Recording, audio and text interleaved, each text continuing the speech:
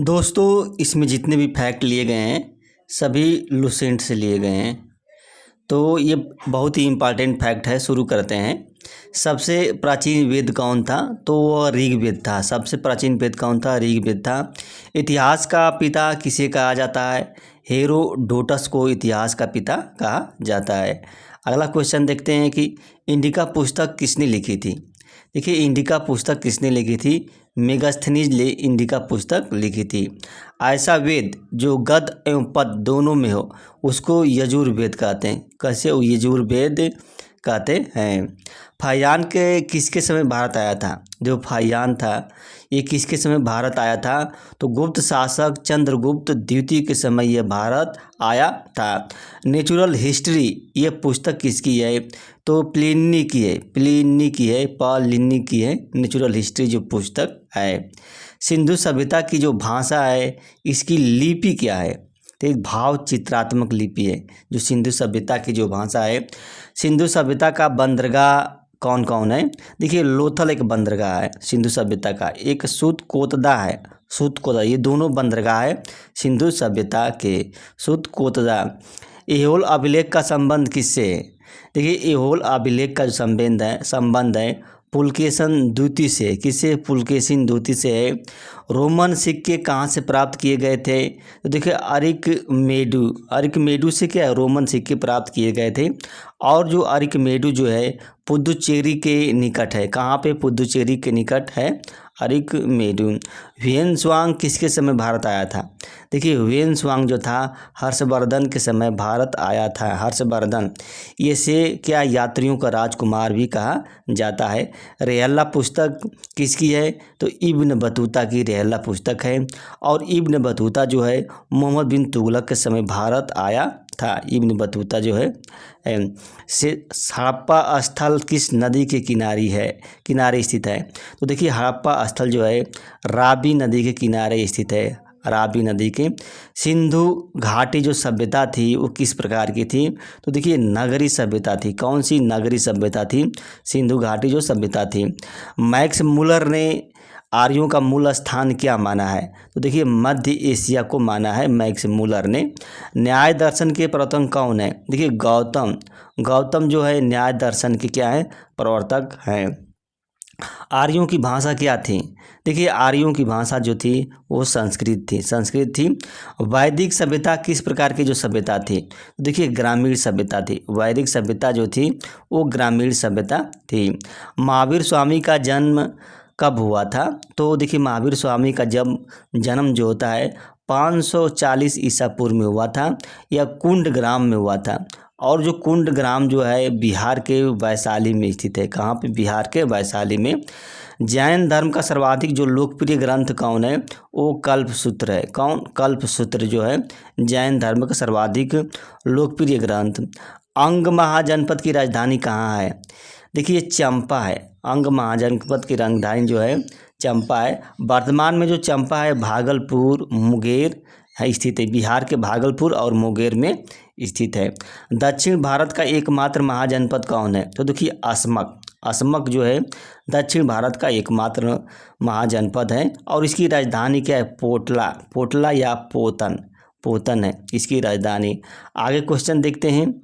बौद्ध धर्म के संस्थापक कौन है? गौतम बुद्ध हैं। कौन? गौतम बुद्ध हैं बौद्ध धर्म के संस्थापक।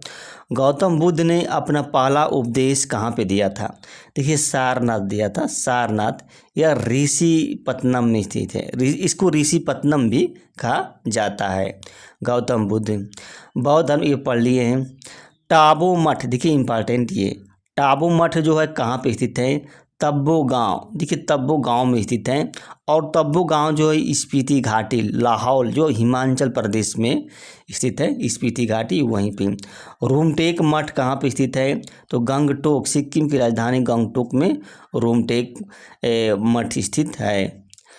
आगे, एलोरा का जो कैलाश मंदिर है इसका निर्माण किसने करवाया था? देखिए, एलोरा का जो कैलाश मंदिर है राष्ट्रकूट शासकों ने करवाया था। मौर्य वंश का जो संस्थापक कौन है? चंद्रगुप्त मौर्य है। कौन चंद्रगुप्त मौर्य है? मौर्य वंश का जो संस्थापक है। सिकंदर का गुरु कौन था? देखिए सिकंदर का गुरु जो था अरस्तु था।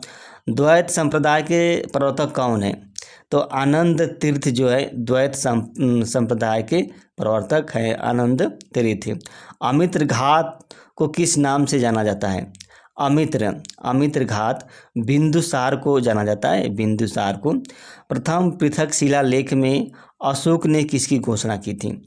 सभी मनुष्य मेरे बच्चे हैं। प्रथम पृथक जो शिलालेख है इसमें अशोक ने घोषणा की थी। अशोक पहले किसका अनुयायी था? अशोक जो पहले था बौद्ध धर्म ग्रहण करने से पहले ब्राह्मण धर्म का वो अनुयायी था। खरोष्ठी लिपि जो किस ओर लिखी जाती है? तो देखिए दाईं ओर से बाईं ओर लिखी जाती है खरोष्ठी जो लिपि है। अशोक का जो कालसी अभिलेख है शिलालेख है ये कहाँ पे स्थित है? तो उत्तराखंड में स्थित है। कहाँ पे? उत्तराखंड में स्थित है। अशोक के शिलालेख की खोज किसने की थी?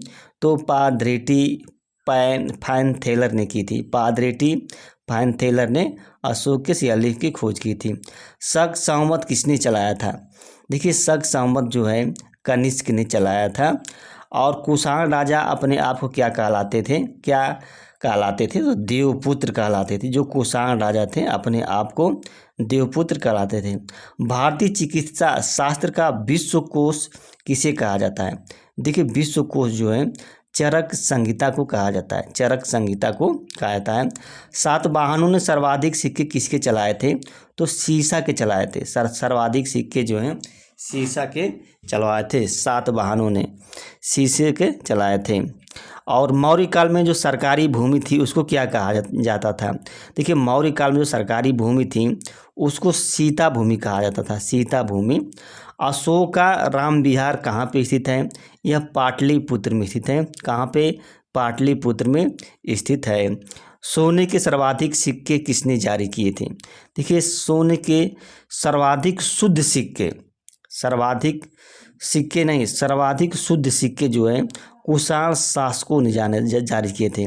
और सोने के सर्वाधिक सिक्के जो है गुप्त शासकों ने जारी किए थे। सोने के सर्वाधिक सिक्के जो है गुप्त शासकों ने जारी किए। सर्वाधिक सिक्के सोने के सर्वाधिक सिक्के और सोने के सर्वाधिक शुद्ध सिक्के इसमें दोनों में अंतर है। तो कुषाण शासकों ने जारी किए थे। गुप्त वंश का संस्थापक कौन था? तो श्री गुप्त था गुप्त वंश का संस्थापक। समुद्रगुप्त का दरबारी कवि कौन था? हरिसेन था। कौन? हरिसेन जो था समुद्रगुप्त का दरबारी कवि था। परम भागवत की उपाधि किसने धारण की थी? परम भागवत की उपाधि धारण करने वाला प्रथम गुप्त शासक कौन था? तो समुद्रगुप्त था। कौन? समुद्रगुप्त था। नालंदा विश्वविद्यालय की स्थापना किसने की थी? तो कुमारगुप्त ने स्थापना की थी। कुमारगुप्त ने नालंदा विश्वविद्यालय की। यात्रियों का राजकुमार किसे कहा जाता है? देखिए ह्वेन-त्सांग को क्या यात्रियों का राजकुमार कहा जाता है। बोधि वृक्ष या बोध गया इस वृक्ष को कौन कटवाया था? तो शशांक कटवाया था। शशांक जो कि गौड़ नरेश था, गौड़ शासक था। शशांक इसी ने कटवाया था। गुप्त काल में सिंचाई के लिए प्रयोग किए जाने वाला यंत्र था उसको क्या कहा जाता था? रहट या घंटी यंत्र कहा जाता था। किस काल को भारतीय इतिहास का स्वर्ण काल कहा जाता है? तो गुप्त काल को भारतीय इतिहास का स्वर्ण काल कहा जाता है। पहली बार सती होने का प्रमाण किस अभिलेख में मिलता है? तो जो भानुगुप्त का एरण अभिलेख है इसी में क्या है? सती होने का जो प्रमाण मिलता है। अंतिम गुप्त शासक कौन था? तो विष्णुगुप्त था। विष्णुगुप्त अंतिम गुप्त शासक था विष्णुगुप्त। हर्षवर्धन एवं पुलकेशिन द्वितीय जो कि इन शासकों के बीच जो युद्ध हुआ था हर्षवर्धन एवं पुलकेशिन द्वितीय के बीच, तो यह युद्ध किस नदी के तट पर हुआ था? तो नर्मदा नदी थी। नर्मदा नदी के तट पर हुआ था। पल्लव वंश की राजधानी कहाँ थी? कांची थी। कांची जो थी पल्लव वंश की राजधानी थी और ये तमिलनाडु के कांचीपुरम में स्थित है। कांचीपुरम। पल्लव वंश देखिए पाल वंश का संस्थापक कौन था? गोपाल था 750 ईस्वी में।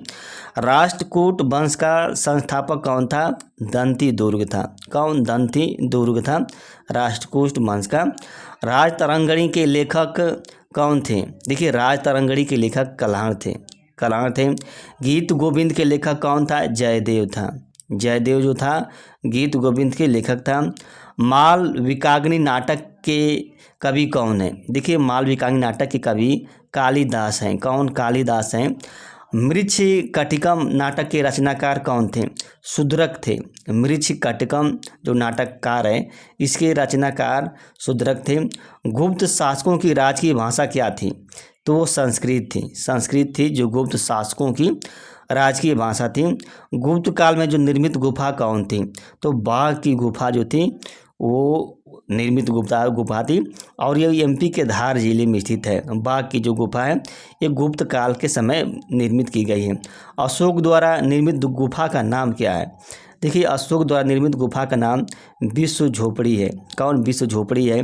अशोक द्वारा निर्मित जो भब्रू शिलालेख जो है वो कहाँ पे स्थित है? भब्रू या वो राजस्थान में स्थित है। कहाँ पे? राजस्थान में स्थित है। बिंदुसार किसका अनुयायी था? देखिए, बिंदुसार जो था वो आजीवक संप्रदाय का अनुयायी था। अशोक किसका अनुयायी था? तो कि अशोक जो था वो बौद्ध धर्म का अनुयायी था। अशोक जो था बौद्ध धर्म का अनुयायी था अशोक। चंद्रगुप्त मौर्य जो था इसके दरबार में कौन रहता था? कौन कवि? तो मेगास्थनीज नामक एक राजदूत कह सकते हैं। मेगास्थनीज नामक एक राजदूत रहता था। बिंदुसार के जो दरबार में कौन रहता था? तो डाईमेकस रहता था। डाईमेकस रहता था।